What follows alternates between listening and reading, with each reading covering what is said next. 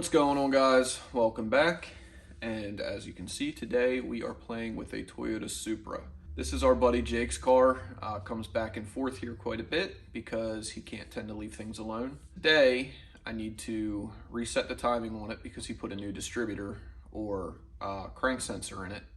It was originally the distributor, but it is an NAT car, so it's just the crank sensor now. Need to reset the timing, and we're gonna go through the tune and clean it up a little bit. All right, guys, so being that this is originally an NA car, this car has had a distributor that now is just being used as a crank and cam trigger. Every time you touch this thing, if you adjust it, whatever, the timing's gonna be off in the ECU. Just from starting it up, it sounds like the timing's pretty far off. I'm gonna get my timing light hooked up to it. We're gonna reset the time. This car is on an old school AEM V2. It does work pretty well. He doesn't need a whole lot of functionality out of this car. It is a manual transmission. The AEM V2 does everything that this car needs. Eventually we are gonna add flex fuel to it, but he needs a bigger fuel system before we do that. Upgraded lines and all that good stuff. But I'm gonna go grab the timing light and we're gonna make sure this thing's in time and then go drive it around and make sure the tune's still good. All right, guys, so AEM V2, pretty straightforward. This was a really good system back in its day. Honestly, it is still a pretty good system. Have a lot of good luck with them. They're getting kind of old now and there's no support, so, you know, they're phasing them out. In order to set base timing on this, we got to get it connected to the ECU, which it is right now. And then we go to wizards and then ignition timing sync wizard. I'm going to lock the timing at 10 degrees where it's at here. And then we're going to go out and confirm it at the balancer. These are our adjustments here. Now, being that this car still has the distributor as the crank sensor, I'm going to adjust it at the distributor first to get us as close as possible without having to make big timing jumps in the ECU to make everything line up. If it did just have a crank and cam sensor and the timing was off, we would make all of our adjustments down here. I want to get it close with the distributor. That way I'm not making a whole bunch of different adjustments in the ECU to make it relay information off the engine, basically. So I'm going to get it started up. We'll get it to idle. I'll set the ignition timing, and then I'll start messing with it under the hood.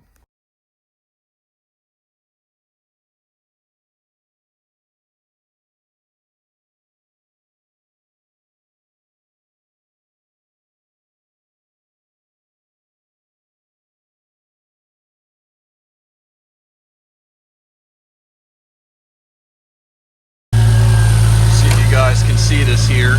Yeah, the camera's not going to pick that up, but we were pretty much dead on our timing number now.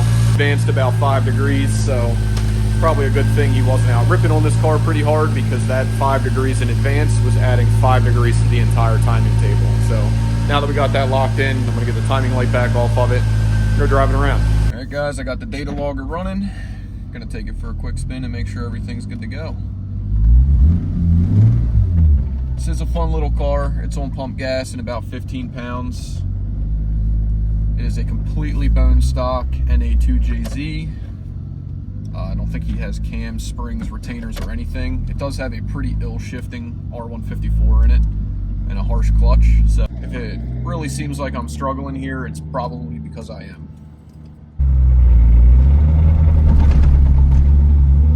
Definitely gonna miss this green light.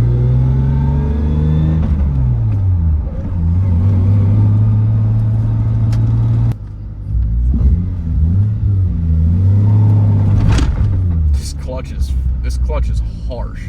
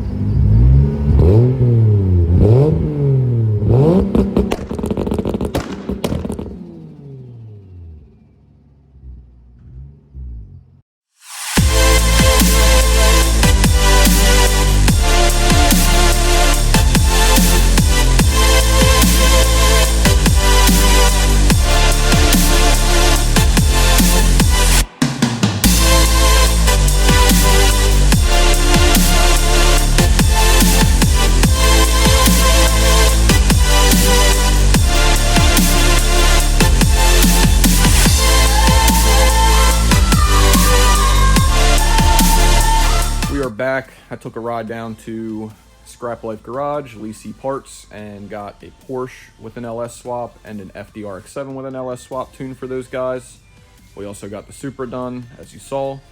Now I'm back on Steve's Saleen. Basically what we are doing on Steve's car is putting an intercooler on this blower setup. He has always ran this car non-intercooled, and obviously there's a bunch to gain with having an intercooler.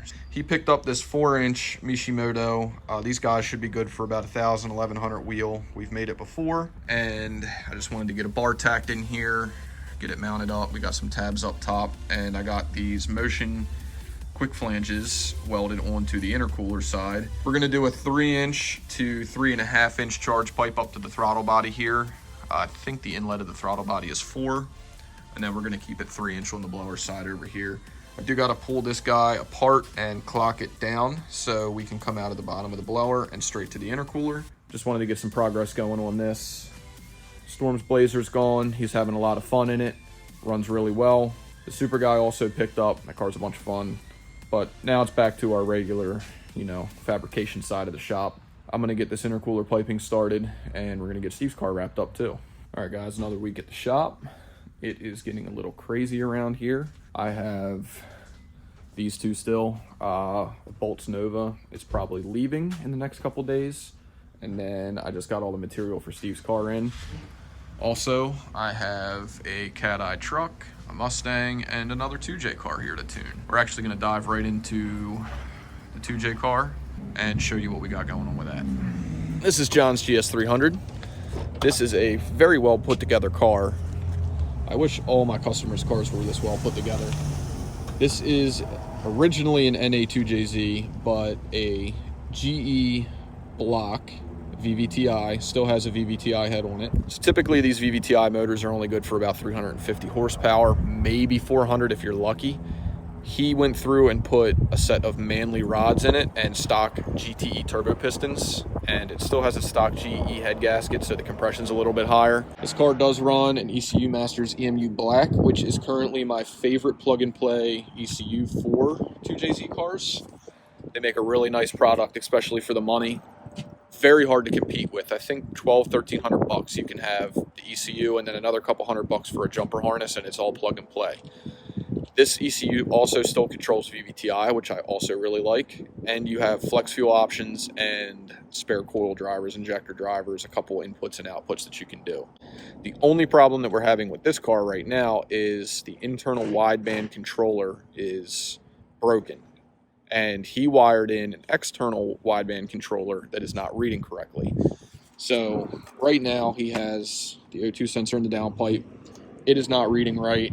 I also have my mobile tuning device in the tailpipe. The only thing that I don't like about that is it's really meant for dyno use. It does work okay on the street, but you don't get really good idle readings or part throttle readings, enough exhaust volume going through the tailpipe. Plus there is a bit of a delay. So if the car gets into boost very quickly, you're not reading the air-fuel ratio right out of the motor, basically. You're reading it at the tailpipe. So you're getting all of the suspended and burnt fuel in the exhaust coming through the O2 sensor at once, and then it takes, maybe a second or a second and a half to get the actual reading at the motor. And that second and a half could be really detrimental to, hurting the motor if it's lean. What I'm going to wind up doing is pulling my sensor out of that tailpipe sniffer, and I'm going to put it in his downpipe, and I'm just going to do it, read it off of my gauge in the car that's portable. But it should be a really good setup.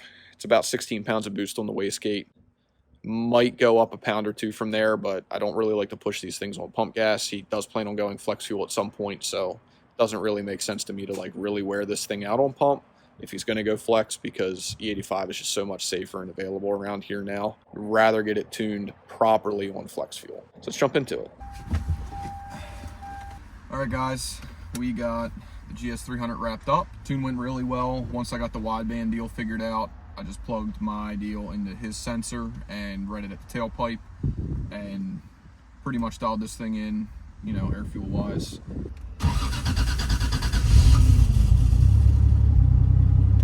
Overall, really nice car. This is a GS300 Sport design, so it does have some nice interior trim and stuff that a base model GS300 wouldn't have. Lexus did a really good job of trimming these cars out in the 90s. I really wish they still made stuff as nice as they did then. I would really love to own this car. This is a really good example. I feel like I keep saying it, but just very well put together combination. Runs very well. Could use a limited slip diff in the rear because it is a little, you know, with the open rear, it does kind of get a little squirrely in second and third gear when it starts to spin. But take it for a quick spin and show you how well it drives. I wish that I could get an AEM car to drive as nice as one of these cars does. And I don't even have the wideband pinned into the ECU right now, so there is no closed loop fueling.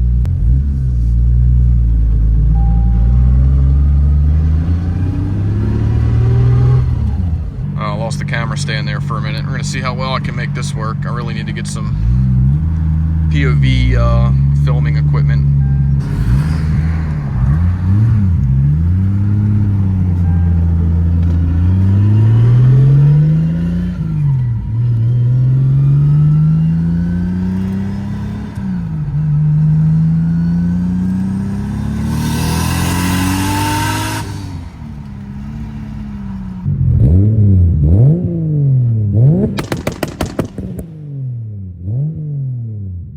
So guys, I'm going to wrap this video up.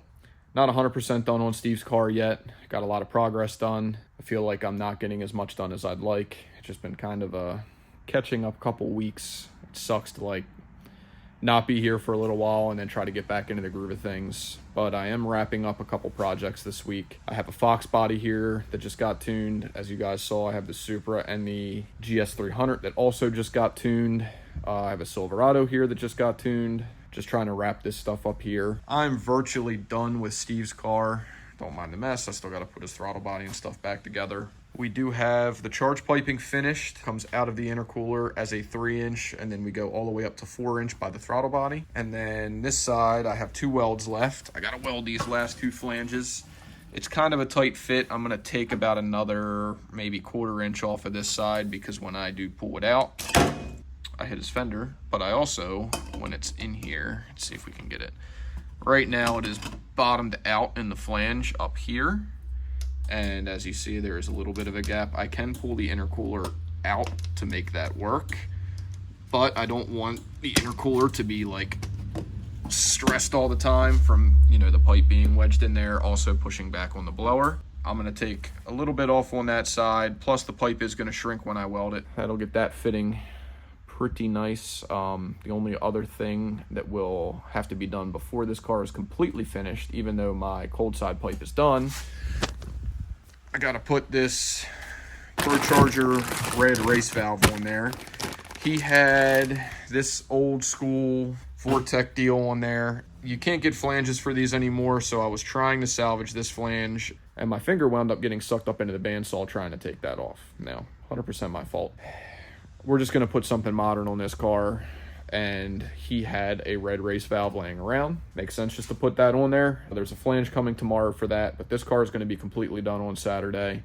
The Nova is leaving. It's going back to his house. I'm done everything that I can do with it right now until the transmission goes back in it, and he's going to order a transmission or get one built. I don't know. He might be going with one of the FTI units, but that way once we get the trans in the car, it can then come back, and then I got to take all the turbo stuff back out of the front end and then start working on the plumbing and cooling and some of the wiring stuff for like the water pump, the fan, and all that other additional stuff. So we're getting it done around here. Just slow progress. The window tint shop has been crazy busy, so it's been really hard for me to get over here. You know, I'm doing what I can. I do appreciate you guys checking in. Remember, like and subscribe if you like my content. We'll see you on the next one.